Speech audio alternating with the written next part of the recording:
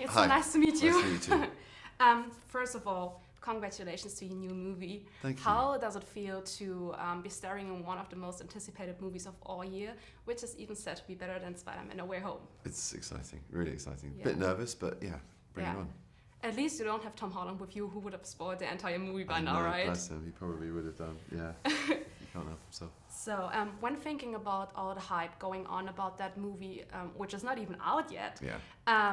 how do you handle the pressure which maybe comes with the expectations of the fans?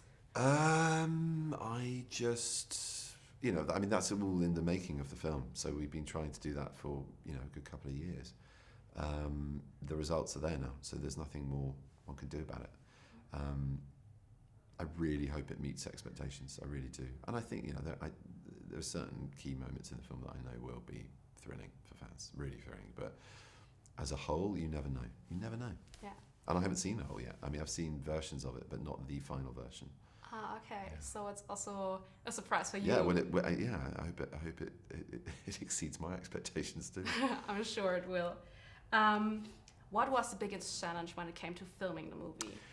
Lots. I mean, weather and COVID actually was really difficult and deserves mentioning because the crew went to great lengths to keep everybody safe, including themselves, and that's 500 plus people on a job this size, and that's amazing and quite unique in the film industry at that time. There were lots of other productions going down. We didn't stop once, and that's remarkable, to do with a lot of self-sacrifice and hard work and commitment, and like I said, 500 plus people came back after Christmas, not a single positive test. After a 2-week break. Admittedly a very lockdowny Christmas, but still, far more exposure. So that alone was a really tricky thing that deserves acknowledging. These films are hard to make. They're piecemeal, they're massive set pieces. You have to deal with all sorts of weather and other conditions that can influence your day's work. It's not all in dry green screen studios, despite the nature of a lot of it. So, there was some hard work to be done, but to add into that, the whole sort of COVID of it all, pretty amazing. I think people will write books about how they managed to get films like this made in this time. Yeah, that's cool. You're not only Doctor Strange, but also a feminist. I read that you don't... I think Doctor Strange is leaning more towards being a feminist himself now, but we'll see. We'll have to see how he behaves in this one. I also read that you don't usually take roles where women are not paid equally. Have you missed out on any big roles, or do you regret your mindset about that?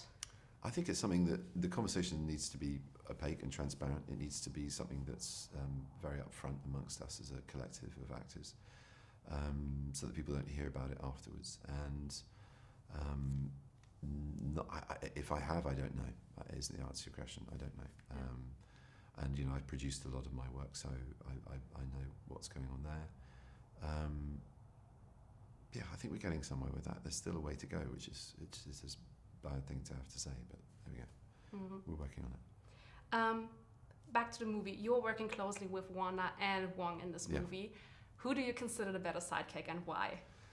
I mean, both. They're wonderful. Wong's more familiar territory, I guess, for my character. Wanda's sort of new.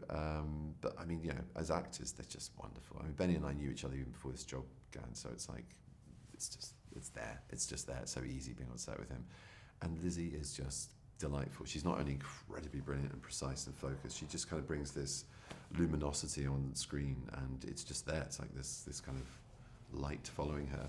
But also, she's also very irreverent. She's the first person to find it all ridiculous, which of course it is, and to laugh at herself as well as have a good time. And she just creates a really lovely atmosphere on set. It's always a good day when she's there. Okay. So Yeah, and one last question. If you could give Steven some advice after not knowing the happenings in the movie, what would you say? You can't do it all yourself, maybe? I don't know, something like that.